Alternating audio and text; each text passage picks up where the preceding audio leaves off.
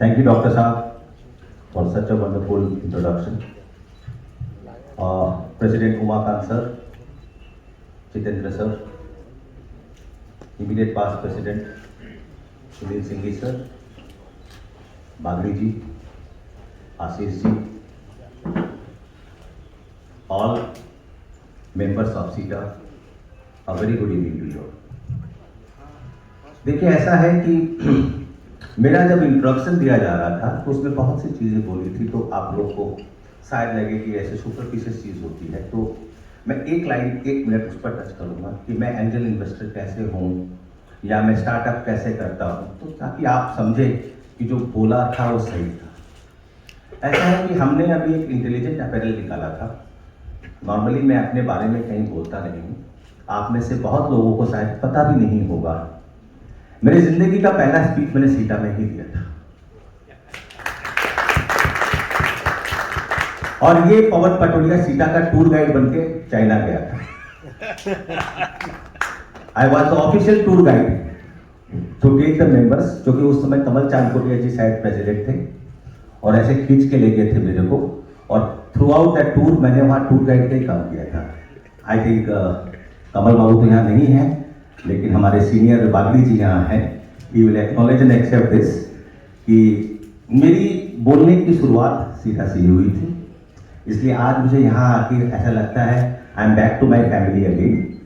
और कुछ ऐसा साथ रहा बागली जी का, कमल बाबू का, बाकी लोगों का, कि मुझे कभी सीटा के कोई फंक्शन में आने में हेजिटेशन नहीं हुआ। तो मैं कभी नॉर्मली स्टेज पर जब जाता हूँ मैं उस संस्था के बारे में बात करता हूँ या उनके अचीवमेंट्स के बारे में बात करता हूँ, लेकिन कुछ लोगों को, जो लोग मुझे यहाँ जानते हैं, मैं 1 मिनट के लिए सिर्फ अपने ऊपर बोलूँगा, उसके बाद मैं अपने ऊपर कुछ नहीं बोलूँगा। क्या है कि हमने एक इंटेलिजेंट अपैरल निकाला है जिसमें आपको 1 महीना शर्ट, पैंट, जीन्स आपको धोने की जरूरत नहीं है। आप 20 किलोमीटर दौड़ के आ जाइए, उसमें गंद नहीं आएगी। उस पर आप चाय फेंक दीजिए, कॉफ़ी फेंक दीजिए, वाइन फेंक दीजिए, बिस्किट फेंक दीजिए, कैचअप फेंक दीजिए, दाग नहीं लगेंगे। शायद दाग धब्बे अच्छे होते हैं, हम ही से बना होगा डायलॉग है तो सरफ एक्सल का, लेकिन हम अपने ऊपर ले सकते हैं इसको। इसीलिए मुझे स्टार्टअप को बोलते हैं। और फार्ट के जो आदित्य अरोड़ा हैं वो मेरे बहुत अच्छे दोस्त हैं, उनके थ्रू मैं जब तक इन्वेस्टमेंट करते रहता हूँ। और बाकी सब चीज़ें तो अपनी जगह है। देखिए मैं आज आपसे सिर्फ 15 मिनट टाइम लूँगा और 3 डिफरेंट पार्ट्स पे बात करूँगा। इनफैक्ट मुझे अच्छी तरह याद है कि मैंने उमाकांत जी से निवेदन किया था कि मुझे एक बार सीटा के प्लेटफॉर्म पे बोलने दिया जाए, और मुझे नहीं मालूम था कि वो इतने क्विक हैं। 2 मिनट के अंदर उन्होंने कंफर्म कर दिया। दूसरे दिन सुबह पुलकित का फोन आ गया। Thank you very much sir. मैंने उनसे कहा था कि देखिए सर, मैं आजकल 2-3 ऐसे प्लेटफॉर्म से जुड़ा हूं जहां पर एसिड विक्टिम्स या किसी के हाथ पांव कट गए एक्सीडेंट्स में, इन लोगों को हमने खोज के पूरे बंगाल से हम उनको एक प्लेटफॉर्म पे लाके उनको हम अवार्ड करते हैं, क्योंकि उनमें जीने की क्षमता होती है। इस बार जब वो अवार्ड फिर से हो रहा था, ऑर्गेनाइजर्स मेरे पास आए, तो मैंने कहा मैं नहीं आऊँगा, बिकॉज ये अवार्ड देने से क्या होगा, इनको रिहेबिलिटेशन तो करना पड़ेगा ना। आज किसी भी इंसान पे किसी ने एसिड फेंक दिया तो उसको उसको जीने का पूरा अधिकार है। सोसाइटी को उसको एक्सेप्ट करना चाहिए। और मैंने सभी चेंबर ऑफ कॉमर्स से रिक्वेस्ट किया था कि मुझे इस बारे में बोलने दिया जाए। तो इनकी कहानी के बारे में मैं एक आपको पूरा पीपीटी बना के भेजूंगा कि किस परिस्थिति से गुजरे। आपको कई लोग ऐसे हैं जो कैंसर से सुशील भैया जस्ट एंटर किए हैं। वेलकम सुशील भैया, please come in the front. Kapadia ji भी साथ में हैं। कपाड़िया जी आपका बहुत स्वागत है। Just in time I just started speak. अभी सुशील भैया का ब्लेसिंग्स इतना है मेरे ऊपर कि मैं अपने बेटे से आधे घंटे पहले पहुंच के निकला था कि तू चल रहा है क्या पाक होटल। बोला पापा आप जाओ, मेरे पास इन्विटेशन नहीं है। और मैंने ये बात बोल भी दिया। और 10 मिनट के बाद देखता हूँ अंदर वॉकिंग कर रहा है। मैं बोला तू कैसे आ गया? बोला सुशील भैया ने फोन किया था तो मैं आ गया पापा। मैं बोला यार ये अच्छी बात है, सुशील भैया ने फोन किया तो आ गया, मैं फिर इतनी बड़ी बात बोला ही क्यों? तो थैंक यू सुशील भैया, you are becoming young, I can see that. तो चीज़ ऐसी है भाइयों कि मैं ये समझता हूँ आज के सभ्य सोसाइटी में जब हम रहते हैं, हम व्यवसाय करते हैं, सब कुछ करते हैं, और इसी तरह मेरे दिल के एक बहुत नज़दीक टॉपिक है रिफॉर्मेशन कप। हम अभी रिफॉर्मेशन कप का शुरुआत कर रहे हैं। अगले हफ्ते हमारी उसकी प्रेस कॉन्फ्रेंस है। ऑफकोर्स फेडरेशन की तरफ से सुशील भैया भी रहेंगे मेरे साथ में, मेरे बगल में। तो वहाँ जब मैं पिछले हफ्ते गया था, मैंने देखा कि ऐसे ऐसे लोग सजा पा रहे हैं जिसका कोई रीज़न नहीं बनता। मैं आपको एक एग्जांपल देता हूँ। मैंने एक इनमेट से पूछा, आप किस बात की सजा पा रहे हो? बोला मैंने लड़की भगाई थी। बोला अपने लिए? बोला नहीं, मेरे दोस्त के लिए। बोला दोस्त कहाँ है? बोला उन्होंने शादी कर ली, वो दोनों बाहर है, वो बेचारा 5 साल से सजा काट रहा है। तो मेरा बोलने का मतलब है, आज इंडस्ट्री जो लोग चलाते हैं, आज वर्कर की बहुत शॉर्टेज है, और हम बात कर रहे हैं ऑटोमेशन का। इंडिया जैसी कंट्री में ऑटोमेशन करना एक बहुत बड़ा अपराध है इस में, बट क्या करें, स्किल लेबर मिलते नहीं है, हमें करना ही पड़ेगा। तो मेरी एक रिक्वेस्ट थी कि मेरी इस मुहिम में आप अगर एक कदम भी आगे साथ दोगे तो शायद हम बहुतों की ज़िंदगी बना सकते हैं, बैक ऑफिस में काम कर सकते हैं। आप जिस फील्ड में बोलोगे मैं उनको उस फील्ड में उनको स्किल्ड बना के आपको वर्क दे सकता हूँ, पूरा खर्चा मैं उठाऊंगा, बट उन्हें एक सेकेंड इनिंग खेलने का मौका अगर मिले तो अच्छा रहेगा। यही मेरी एक अपील थी आप लोगों से, और ये मेरी सुशील भैया से भी बात हुई थी आज से 15-20 दिन पहले, करीब महीने भर पहले। सुशील भैया ने बोला आज ही भेज दो उसको, पर उसके आँख पे कैंसर का ऑपरेशन था, वो आया नहीं। तो सुशील भैया को मैंने कहा था कि आप भी बहुत बात कर लेना उसके साथ में, तो भैया ने कहा था कि नहीं आप आओगे तो ही होगा। तो हम ये समझते हैं कि अगर हम ऐसे फैक्टर को समाज में अगर टच करते हैं तो ये जो हम, जैसे मैं रोज गरीबों को जब खाना खिलाता था मुझे बहुत अच्छा लगता था, बट आज मुझे लगता है कि I am making them parasites, I am actually making them parasites. इससे अच्छा मैं इन लोगों को अगर रिहेबिलिटेट करूं, मतलब उनको रोजगार की व्यवस्था करके दूं तो ज़्यादा अच्छा है। तो आप सब एक बहुत अच्छे ऑर्गेनाइजेशन से हो, मैं आपके प्रेसिडेंट और सेक्रेटरी को पूरा इसका पीपीटी बना के भेजूंगा, हर कैंडिडेट का भेजूंगा। मैं उनसे रिक्वेस्ट करूंगा कि वो आपको फॉरवर्ड करें, और उसके बाद मैंने गवर्नमेंट को भी चिट्ठी लिखी है, अब सुशील भैया से भी लिखवाऊंगा कि वेटेड एवरेज 1/3 एक्स्ट्रा मिले ऐसे लोगों को एब्जॉर्ब करने के लिए, ताकि इंडस्ट्री प्रोत्साहित होकर उनको एब्जॉर्ब कर सके। That was one part, thank you. दूसरा सर, मैं आपसे एक, चूंकि ये सेशन म्यूचुअल फंड्स के ऊपर है, काफी सब्जेक्ट्स के ऊपर है, which is very very essential part of life. मैं अपनी जिंदगी में एक अच्छा फाइनेंस एडवाइजर रहा हूं, और मेरे पास जब भी कोई आदमी फाइनेंशियल एडवाइस लेने आता है तो मैं उससे पहला क्वेश्चन पूछता हूं, तुम्हारा मेडिकल इंश्योरेंस कितने का है और तुम्हारा लाइफ इंश्योरेंस कितने का है। और अगर वो मुझे बोलता है 1-2 लाख का है तो मैं बोलता हूँ तेरे को फाइनेंशियल प्लानिंग नहीं चाहिए। अगर मैं तेरे 50 लाख बचवा दूंगा अगले 10 साल में या 5 साल में, एक दिन तेरे घर में कोई बड़ी बीमारी आएगी और तेरा बैलेंस फिर से 0 हो जाएगा, तो जा अपनी जिंदगी जी ले, वो ज़्यादा अच्छा है।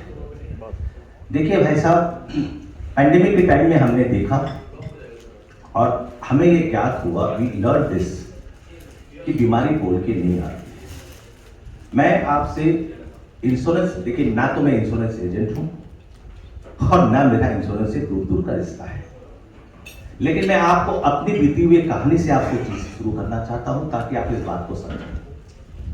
सर, अचानक एक दिन मेरे गले में एक बहुत बड़ा गोइटर हो गया था। अगर आप मेरा गला देखोगे तो यहां से यहां तक कटा हुआ है। मेरा लड़का भी यही है। डॉक्टर ने डायग्नोस किया, बोला कैंसर है, नहीं है, कैंसर है, नहीं है। मैंने डिसीजन लिया कि अब जो भी है इसके साथ जी तो सकते नहीं है, मैं वो ऑपरेशन करते हैं। मैंने अपने सेक्रेटरी को बुलाया, पूछा मेरा इंश्योरेंस कितना है।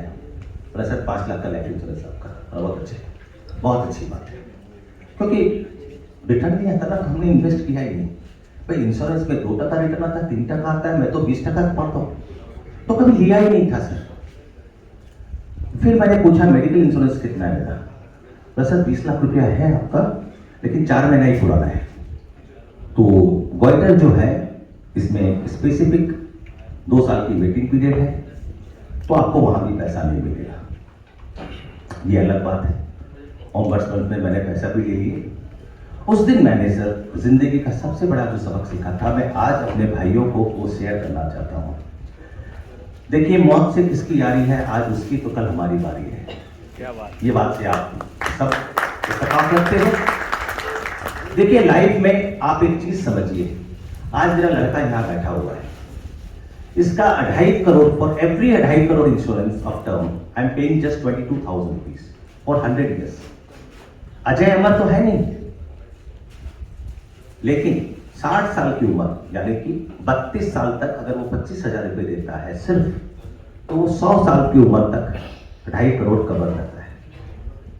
अब हमारी आदत हो गई फाइनेंस से खेलने की, वापस कितना मिलेगा। अरे यार, आप गाड़ी का इंश्योरेंस कराते हो, आप पूछते हो कि वापस कितना मिलेगा, और क्या ये प्रार्थना करते हो कि गाड़ी ठुक जाए जो कि बहुत बार पैसा दे दिया। नहीं यार, तो हमारे शरीर की वैल्यू उतनी भी नहीं है।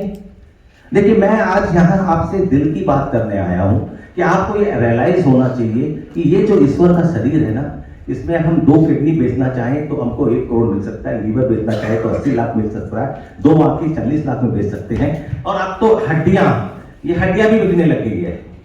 तो आप ये समझिए 5 करोड़ 7 करोड़ 10 करोड़ की आपकी खुद की मशीन है, उसका इंश्योरेंस नहीं करेंगे हम? करना चाहिए कि नहीं करना चाहिए? करना चाहिए। लेकिन हमने नहीं किया है। उसमें भी हमको रिटर्न चाहिए, वापस कितना मिलेगा? आप एक बात समझिए सर, क्या इंश्योरेंस कंपनी के पास ऐसी जादू की छड़ी है कि वो आपको रिटर्न दे दे? वो आपको बोलेगा ठीक है 25 लाख की 50 की जगह तुम 1.5 लाख दे दो, हम तुमको डबल दे देंगे। रिटर्न कितना हुआ? कुछ नहीं। भाई साहब, जिस दिन सुमेध का या गरिमा का मैंने 25,000 में इंश्योरेंस कराया था, उस वक्त मेरे 2.5 करोड़ का 1,81,867 रुपए लिया उसने। मैंने सर अगले 4 महीनों में अपनी और अपनी फैमिली का 80 करोड़ का इंश्योरेंस कराया, सिर्फ इसलिए। और मैं तो देखिए सर एक बिजनेसमैन हूं और प्योर बिजनेसमैन हूं। मैंने कैलकुलेशन किया कि मैं अगर 83 साल तक बनता हूं 61 से लेकर, तो मेरे बेटों को IRR मिलता है 9.8 टैक्स फ्री। टैक्स फ्री ताली तो हो सकती है इस बात पे। दूसरी बात, मेरे बुढ़ापे की कितनी बड़ी इंश्योरेंस है। कल बेटा या बहू बदमाशी करे तो मैं बोलता हूं नॉमिनी चेंज कर दूं मैं। लोग ने समझाती है। मेरी बुढ़ापे की भी सिक्योरिटी है सर। बुढ़े के पास 20 करोड़ का इंश्योरेंस है, छोड़ नहीं सकते, मानना पड़ेगा पापा की बात। देखिए, मैं थोड़ी बातें अक्खड़ तरीके से बोलता हूं, बिकॉज ऑर्डिनरी बातें हम नहीं समझ पाते हैं। अगर मेरे को 61 साल की उम्र में 1,81,000 और बहुत बड़ा अमाउंट है, everybody will not like to do it. लेकिन अगर आप जो मेंबर्स अनपुलकित है, बाकी लोग हैं जो 30 साल 32 साल में अगर टर्म इंश्योरेंस की एक चीज कर ले, क्योंकि कच्चा तो हमने भूल गए, अब इनकम फाइल में आ रही है, तो मल्टीप्लाई फैक्टर 25, 20, 15 से अपना इंश्योरेंस हो जाएगा। आज मेरी उम्र में आके 5 टाइम्स मल्टीप्लीकेशन होता है खाली सर, उसकी उम्र में 25% होता है। 20 लाख की अगर उसकी इनकम है तो 5 करोड़ का इंश्योरेंस मिलता है, और मेरा 1 करोड़ है तो भी मुझे 5 करोड़ नहीं मिलता है। आप चीज समझिए सर, 25,000 रुपया आप अगर 24 साल की उम्र से 60 साल की उम्र तक आप देते हो, सिर्फ 7.5 लाख रुपया होता है सर, और 2.5 करोड़ रुपया आपको मिल सकता है। अब इंश्योरेंस वाले तो बोलते हैं कि सर इसमें ये इंक्लूड नहीं है, वो इंक्लूड नहीं है, सुसाइड इंक्लूड है लेकिन हैजर्डस एक्टिविटी इंक्लूड नहीं है, ये इंक्लूड नहीं है, एरोप्लेन से जंप मारोगे नहीं है। मैं बोलता हूं सब इंक्लूड है। आपा मारवाड़िया आपने लिए सब इंक्लूड है। बोला कि यहाँ बोला भाई जी यहाँ है कि मैं जब एरोप्लेन से जंप करूँ ना, पिकअप पहले एक सुसाइड नोट साइन करके जाऊं कि मैं मेरी जिंदगी से थक गो, मैं सुसाइड करने के लिए प्लेन से कूद रहे हूं। अब बता, सुसाइड हुई कि एक्सीडेंट हुई हो? एक्सीडेंट सुसाइड हुई भैया, एक्सीडेंट किया हो? मैं तो पैराशूट खोलो कुछ पहले बोलती हूँ भाई क्या आपा मारवाड़ी है, अपन लोगों सच हमको कौन सकेगा? गुजराती मारवाड़ी को कोई हाथ पकड़ सकता है? नहीं कोई भाई साहब नहीं हाथ पकड़ सकता है? ना। गुजराती पैदा होता है बोलता मोटो करवानो है, मोटो करवानो है, मोटो करवानो है। मेरे को तो आज तक समझ में नहीं आया क्या मोटा करवानो है, लेकिन बोलते हैं क्लास। तो सर बोलने का मतलब ये है, मेरी आपसे हाथ जोड़ की विनती है कि 2016 में जब नोटबंदी हुई, हमने अपने काले गोरे धंधे बंद कर दिए। जीएसटी का जैसे जैसे पकड़ है, सुशील भैया यहाँ बैठे हैं, मैं नहीं समझता सुशील भैया किसी भी प्लेटफॉर्म में किसी को भी बोलेंगे आप बिल घुमाओ, आप ये करो, माल इसको बेचो, बिल इसको बेचो, बंद कर दो सर। सुकून की जिंदगी जियो, मैं बताता हूं, प्रोग्रेस डबल होगी, ट्रिपल होगी, चौपल होगी। नहीं तो सर बाई के फूल बाई के लगते रहेंगे, आपको अपनी जिंदगी में आप बड़े होते रहोगे, एक झटका लगेगा, कहां जाके गिरोगे पता भी नहीं चलेगा। ये हुआ आपकी टर्म इंश्योरेंस का। देखिए मेडिकल इंश्योरेंस एक बहुत ट्रिकी सब्जेक्ट है, इस सब्जेक्ट को आपको समझने की बहुत जरूरत है। आज के दिन मेडिकल फैसिलिटीज आज कॉर्पोरेट हो गई है, हर मेडिकल हॉस्पिटल एक कॉर्पोरेट हाउस हो गया है। ट्रीटमेंट ऑफ मेडिकल जो इंडिया में पहले बाहर था, आज इंडिया में उतना ही कॉस्टली हो गया है। सर एक एक आदमी का मैंने देखा है, कोरोना के टाइम पे 2-2 करोड़ का बिल भी देखा है। सुशील जी मेरा गलत बोल रहा हूं? नहीं, करेक्ट। आप एक बात बताइए सर, एक अच्छा खासा व्यापार 3 चीज से डूबता है सर, 3 चीज। Number 1, unseen expenses like marriages and all if you are not planned. मेरे को आज भी याद है, मेरी सगाई के टाइम पे एक ड्राइवर मुझे लेने आया था, मुझे उसने पहली बात बोली कि साहब बहुत करोड़पति फर्म था आपका ससुराल, लेकिन 9 बुआ और 6 बेटियों को शादी करते करते फेल हो गया। You have to plan। उसके लिए मेरे बाद जो भी आएंगे वो आपको बताएंगे what is systematic planning and what are the other instruments of planning। I am not here to see that। दूसरा, आप भगवान नहीं हो, आपको हो सकता है आपने अच्छे हेल्थ प्रैक्टिस रखे हो, आपकी बीवी को हो सकता है, आपके माँ बाप को हो सकता है। Please have adequate. 2 lakh 5 lakh adequate नहीं है। अपनी बॉडी को मशीन मानो, उसका इंश्योरेंस करो, क्योंकि आप सोचते हो 4 साल नहीं किए, आपने पैसा बचा लिया, 5वां साल अगर कुछ भी हो गया सर, तो 4 साल की बचत तो छोड़िए, 40 साल की बचत लेके चला जाएगा। और सर आपको मालूम है, हम मारवाड़ी में अक्सर बोलते हैं कि कैंसर की बीमारी जब होती है तो फैमिली सड़क पे आ जाती है। जब हमको सब कुछ मालूम है, why should not be protect ourself. आज मैं आपसे कुछ पॉइंट्स बोलना चाहूंगा। मेडिकल इंश्योरेंस लेना, ये एजेंट जो बेचते हैं, इसलिए मैंने एक एजेंट को यहाँ बैठा रखा है ताकि वो ऑब्जेक्ट कर सके। इनका काम है बेचना, मैं नहीं बोलता हर एजेंट का, आपका काम है समझना। पहली बात, आपकी पॉलिसी में ये 15 टर्म्स होने चाहिए। जैसे मैं जब इंश्योरेंस लेता हूँ सर, और मतलब आपको आश्चर्य होगा सर, यहाँ पर 25 पॉइंट लिखे हुए हैं कि ये 25 पॉइंट होंगे तो ही मैं इंश्योरेंस लूंगा, नहीं तो नहीं लूंगा। अब मैं पढ़ रहा हूं और आप बताइए इसमें से कौन सा गलत है। नो क्लेम बोनस, मुझे 50% चाहिए, 10% वाला यूनाइटेड इंश्योरेंस नहीं चाहिए, क्योंकि मैं अगर 25 लाख भी लेता हूं तो 2 साल में 50 लाख हो जाएगा, और जब क्लेम भी होगी तो उसी हिसाब से वो नीचे गिरेगा। Number 2, restoration. मैं बीमार हुआ, दोबारा भी तो हो सकता हूं, तो अगर रिस्टोरेशन एक ही बार होगा, कैंसर बीमारी किसी को हो सकती है, भगवान नहीं करे किसी को हो, लेकिन हो जाती है तो रिलैक्स होती है। हो सकता है 1 साल में 2 बार भी आपको ऑपरेशन करना पड़े, लेकिन आपकी इंश्योरेंस पॉलिसी अलाउ ही नहीं करती, आप क्या करोगे। 3rd नंबर, आप जब इंश्योरेंस का प्रीमियम देते हो 30-32 साल की उम्र में, 50 लाख का इंश्योरेंस लेते हो तो आपको 35,000 का प्रीमियम लगता है।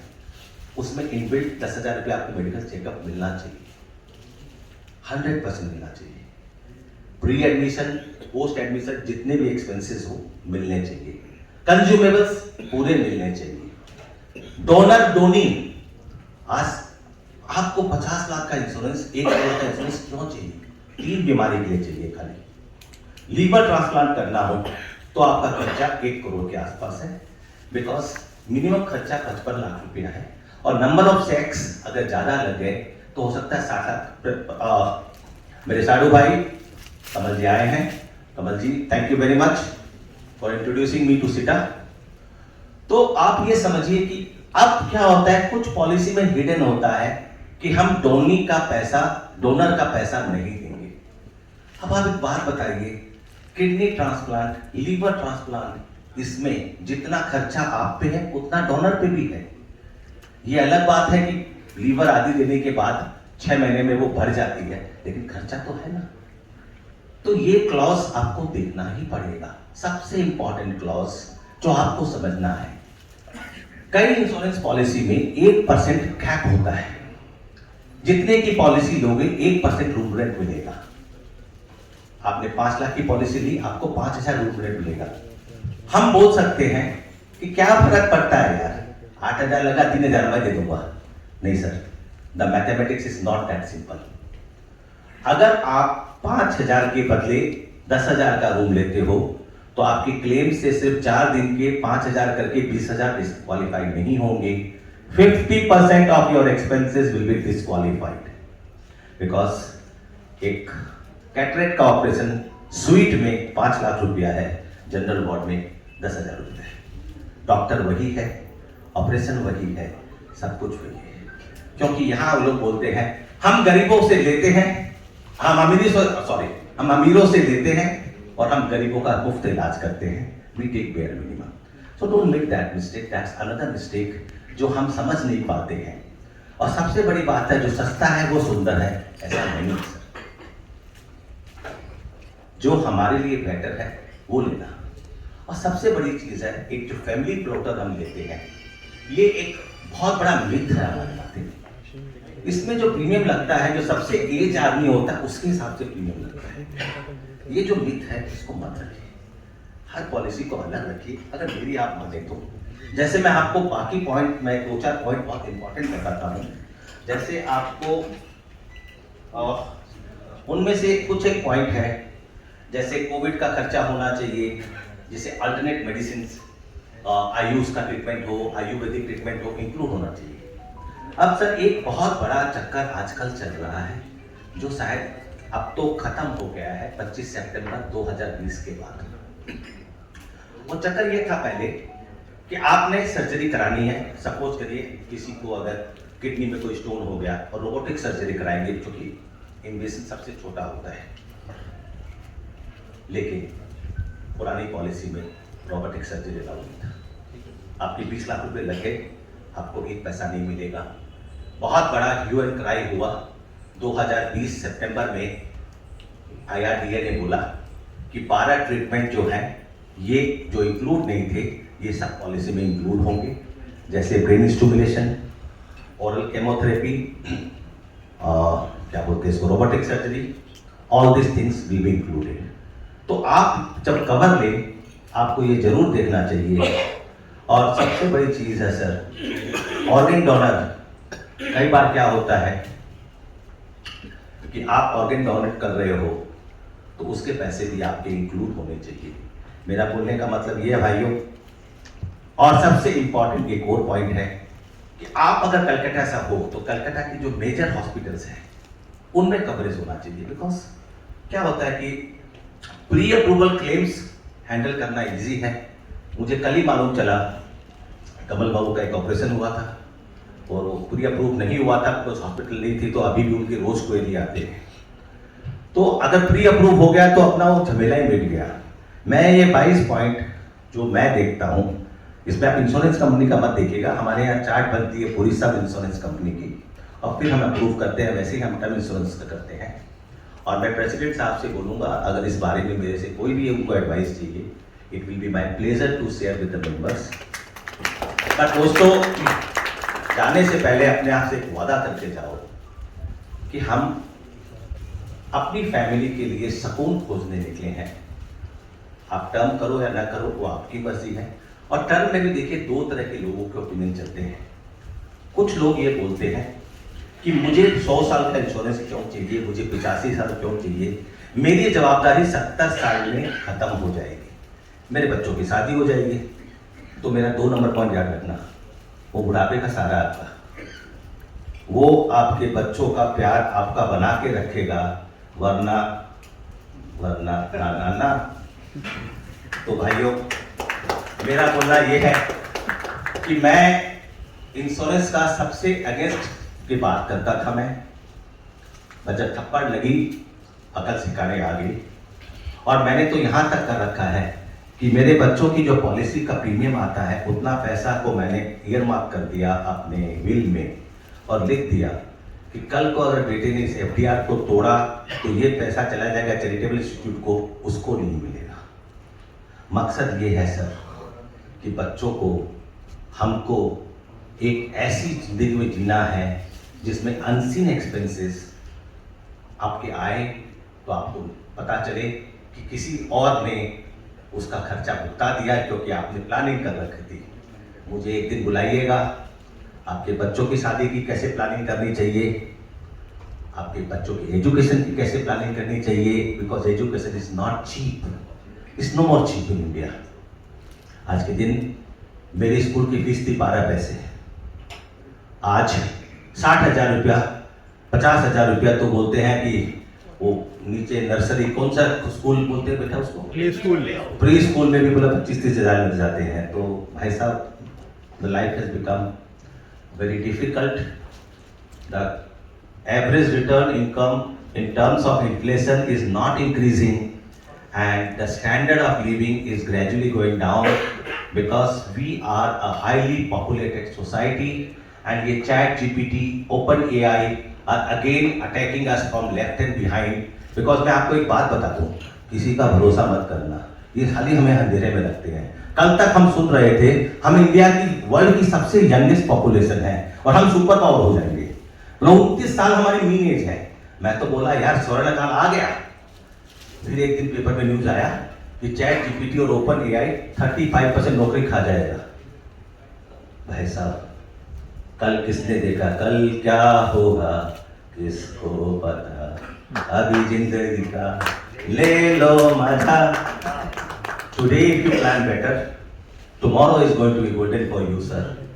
और मैं फिर से एक बार एक वो बोलता हूँ, insurance products and mutual fund, I am not interested anywhere. Disclaimer is this: you can take insurance from anybody you like, you can consult me whenever you want, but please don't understand I have come here to share because ये मेरी जिंदगी की हकीकत है जो मैं हर आदमी को एजुकेट करना चाहता हूँ। कमल जी के डंडा मार मार के मैंने उनकी इंश्योरेंस पॉलिसियां बढ़ाई है, उनकी लाइफ इंश्योरेंस बढ़वाई है, पुलकित की लाइफ इंश्योरेंस बढ़वाई है। यहाँ पर गवाह है, फैमिली में सभी की बढ़ गई, सबकी बढ़ गई। आनंद चाचा बोल रहे हैं। मेरा बोलने का मतलब क्या है सर, एक एजुकेटेड आदमी अगर सोसाइटी में हमारे साथ है तो वो सबको एजुकेट कर देगा, और एक अगर पागल आ जाए। और सर मैं एक बात और बोलना चाहता हूँ, यहाँ तो उस उम्र के बच्चे नहीं हैं कोई, एक पुलकित को छोड़ के, पुलकित भी बच्चा नहीं रहा, बच्चे का बाप हो गया है। ये जो किताबी बात है ना, मेरे को तो समझ ही नहीं आती यार। वो जो कहते हैं make your own career before somebody else decide to absorb you and make his career. अरे यार, तुम नौकरी नहीं करोगे, कल बिजनेस करोगे, उसमें फिर पापा से पैसा मांगोगे, तुमको पढ़ा लिखा के बड़ा किया, फिर तुमको बिजनेस कराएगा, फिर तुम डुबाओगे उस पैसे को, फिर बेचारे उसकी जिंदगी खराब करोगे। 3 साल 4 साल दूसरे के पैसे पे नौकरी करके देख ले भाई, समझ ले बिजनेस की इंट्रिकेटी की है। बिकवाज आ जाए इस कॉर्पोरेट वर्ल्ड में, कॉर्पोरेट भी बैठे खड़े हुए हैं, तू भी बैठे खड़े हुए। तो thank you ladies and gentleman, I have taken a lot of time, इसलिए मैं तीसरा सब्जेक्ट जो है उसको छोड़ देता हूँ, बिकॉज शाम के समय हर आदमी चाहता है कि जल्द से जल्द घर पहुंचे और अपने नित्य क्रम से बाहर निकलें। लेकिन मेरी ये जो गुजारिश थी कि भाई साहब, जिंदगी में plan your things, at least insurance factor and also marriages. आपकी जिंदगी के 5 गोल होते हैं: buying a good house, education of your children, third is your marriage of your children, fourth is how you are going to live your retirement, do you want to be a parasite, and fifth and the last, what bounty you want to leave for your next generations. अगर ये 5 factor आपने भाई साहब control कर लिए तो आपके हाथ में पंचतंत्र है, या तो ले लो या छोड़ दो। Thank you very much. Thank you sir.